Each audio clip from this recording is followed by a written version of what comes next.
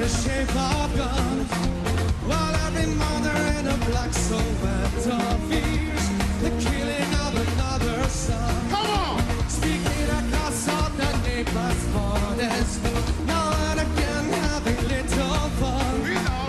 She doesn't care if the fallen game she plays is dangerous to everyone. Oh, give me hope, Joanna. Hope, Joanna, give me hope, Joanna, for the morning come. Give me hope, Joanna. Hope, Joanna, hope before the morning come. She got supporters in higher places who turn their heads to the city sun. Joanna give them the fancy money, to tempt anyone who comes. She even knows how to swing opinion. Come on! In all a magazine and a journal. Oh my God. For every bad move that our Giovanna makes, good explanation. Oh, give me hope, Joanna, give me hope, Joanna, give me hope, Joanna, for the morning come. Give me hope, Joanna, give me hope, Joanna, hope before the morning comes. Even the preacher who works for Jesus, the archbishop who's a peaceful man, together say that the freedom fighters will overcome the very strong. I wanna know if you're blind, Joanna, if you wanna hear the sound of drum. Can't you see that the tide is turning? Oh, don't make me wait till the morning comes. Oh, give me hope, Joanna, give me hope, Joanna, give me hope, Joanna, for the morning comes. Give me hope, Joanna, give me hope, Joanna, hope before the morning comes. Well, Joanna, she runs the country. She runs in Durban and the Transvaal. She makes a few of her people happy. Oh, she don't care about the rest of all. She got a system they call a buck. Relax!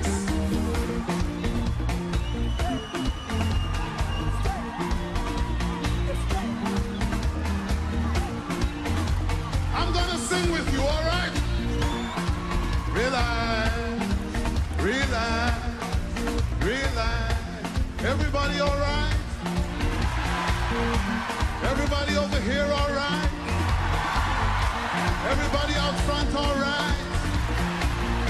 Well then everybody in the back is all right? Well, we're all gonna sing together tonight for Madiba. He couldn't come on down up front. He's at the back. And I'm sure he's gonna be singing with us now. I wanna hear you. Gently, gently, gently, gently, gently, gently. Well, Joanna, she runs the country. She runs. I didn't hear any damn thing from that lot over there. Just relax yourself. I just know you're gonna do it better on this side. She runs in Durban and the. She makes a few of her people happy. Oh, she don't care about the. That's better. She got a system they call. It's part 2 this week on Prof JJ Tabane. We're coming to you live from Hyde Park here in Johannesburg. Eddie Grant ushering us in. He says, Johannesburg, he's talking about Johannesburg. And of course, you've got to be maybe 30 years old or more to understand the context of that song, but still relevant today because he says there, Johannesburg cares for only a few of its citizens and doesn't care about the rest at all. And we have seen this past weekend yet another building on fire in Johannesburg, and you ask yourself the question, does Johannesburg care at all about the masses of its people? When you get to understand that in those high-rise buildings there, over 300 of them, please understand me, I'm not saying 30, I'm saying 300 of them are hijacked buildings, right, where any minute now they could either collapse, they could either bend down, they could be flooded, or people could be killed in there, raped, and simply murdered. And you ask the question that Eddie Grant is asking, does Johannesburg care at all? Last week, I had the mayor of Johannesburg here, Dada Morero, and God bless him, Dada, because he's been in office only for a week. And already, he's under fire, and we'll talk about that a little bit, because Joburg, right now, if you can walk there, if you are brave enough, walk at this time of the night, you would find that it is a city of grime and crime. And of course, Dada had to scratch his head and say, what do we do? Because there's so much crime. And of course, the citizens coming down on him like a ton of bricks when he says, no, maybe we must hire foreigners. Maybe they'll mumble some Shona to these people. They'll mumble some, Nigerian dialect, and then they can catch the people. So I sympathize with him. I think it's a crazy idea, but it shows you that the ANC has got no clue on how to run the biggest city in the country. And I sympathize. That is a nice guy. But I truly sympathize, because when we talk about collectivism, it's no, we've got to think. This guy sat in a meeting and they actually considered something that the law doesn't even allow in order to deal with lawlessness. But I'll park that for now and just come to the issue about the building. So I asked Dada, when he came here, 3 days after he was in office, what on earth are you going to do about the hijacked buildings? And without flinching, he says, no, we're on building number 6, resolving it, going to the courts, taking these people to court who are busy, hijacking this building. 6 out of 300. Since 2016, when Mashaba was mayor, they were dealing with this issue. And I was going to ask the new speaker, who unfortunately cancelled us, who was supposed to be my guest here tonight, the speaker of the city, about 2 things. What on earth happened since 2016? Because there seems to be some kind of a plan that the former mayor had about taking these buildings and giving them to a private sector to maintain. But between 2016 and now, there seems to be little or nothing that has happened that the city has done to show it cares. If the issues that relate to those buildings had to do with a fancy estate, right, somewhere in Waterfall or Houghton and so on, those issues, they've been resolved long ago. But now we're told in this building there are shacks in a high-rise building that were with partitions, flammable partitions, that so on. That has resulted in 77 people dying. But do you think anything was learned from that? No. Not after a year. I mean, that building burned almost a year to the date. And to mark that, yesterday, 4 people died in another building that burned with the same exact conditions of hijacked buildings, of buildings that, the owners probably have abandoned. And does your city actually care? No. It looks like it's something that we must just live with. We must live with the fact that we can wake up any day in this city of gold, one of the biggest cities in Africa, and the building will be on fire, and we have to deal with dead bodies of people from all over the continent. And as if that's not enough, while those buildings are burning, then we've got the ANC in charge, right? And frankly, having usurped the power to be in charge midway through the term of office of that council.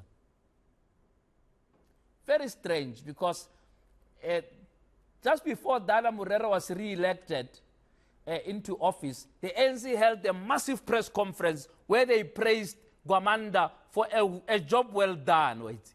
But he's done very, very well, we've had clean audits, and they mentioned a range of, a laundry list of things that Gwamanda did very well. And the question was, then why remove him?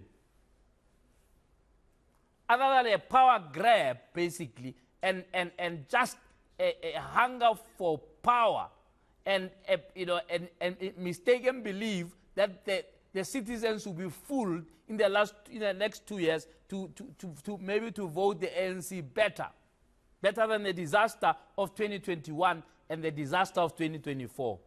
No, let's get him out, and so that we can be the face of this city. And so it has not even taken a week. We already have a burning building and an outrage from the public saying that why are you even contemplating to get foreigners to come and run our law enforcement agencies? It's actually a total disaster. And it says to you and me as citizens, we got to be decisive about how we exercise our vote. Because unfortunately, a party like the ANC will only hear or understand once they are completely out of power. Because in the national level, they got 40%, but they behave as arrogant as ever. It's like they won an election, They said, no, we won, we lost the election, but we win the negotiations. After all, we are the mighty ANC. They get 40%, and then they get 75% of the cabinet posts. And now here's a city that was, at least for a change, beginning to be a bit stable and running in the right direction. No, the governor must get out. Even if he has done well, he must get out. Let's put our own fellow in front. What are we going to do? There were a lot of suggestions, actually, and I would like to hear from you tonight as we go into the open line after the break, right? Do you think that, in fact, what should have happened in Johannesburg is a fresh election? In which stable city do you get to your 9th mayor? Mayor number 9 in the same administration. I mean, it must be worse than a circus, man. It must be more than a circus. I don't know what the speaker, maybe the speaker number 4 or something. Where, well, we only hope for the best. In the history of this show, when we invite people, nobody has ever cancelled us here last minute and just doesn't pitch after being invited. We've seen it all, but not that. But in any event, in which city in the world, a city that runs properly, that focuses on the services to its citizens, do you have mayor number 9? Can somebody just tell me whether this makes any sense at all? Ahead of an election where people are saying, well, we're always going to have a coalition arrangement, we are at a point where the citizens have not given anybody full mandate, etc. The examples of what happened in Ekurhuleni, in Johannesburg, in Nelson Mandela, were what made people to be frightened of coalitions. Because now we've got a grand coalition at the national level, and only God must help us to make sure that the chaos that we see in Johannesburg, in Ekurhuleni, in Nelson Mandela, is not the chaos that will happen nationally.